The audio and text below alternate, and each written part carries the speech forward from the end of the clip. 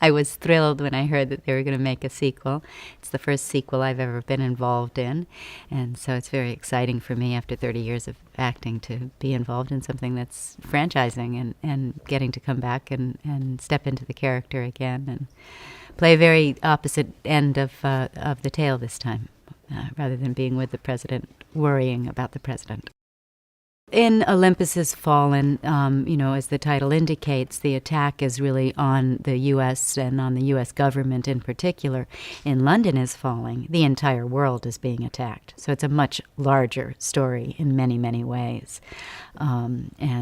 Just coming overseas to tell the tale and so like that. So yeah, London Is Fallen is a much larger story. It perhaps could be called The World Is Fallen. Well, Ruth McMillan is, to my knowledge, the very first female Secretary of Defense of the United States of America. Not a position that would ordinarily be filled with a female. So taking on the role, I had to sort of get my mind around that and built a backstory for her for the first film, Olympus Has Fallen, in which I believe that McMillan was a soldier, a private in the Army, and worked her way up. With her cleverness and bravery and wit. And so she actually has on-the-ground experience with combat, in my opinion. And that was very important in the first film, Olympus Has Fallen, because she's actually in a little bit of sort of hand-to-hand combat, as it were. And London Is Falling, I'm happy to report that Ruth McMillan is safely at home in the White House.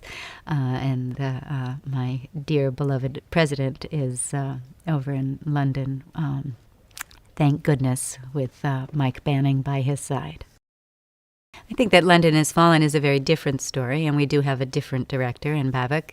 And in a very short while, he's prepared himself to join the film and the process. And he's a smart and very caring and dear fellow. And he brought all of that along with him to the set here and figured out these very complicated scenes we've been shooting.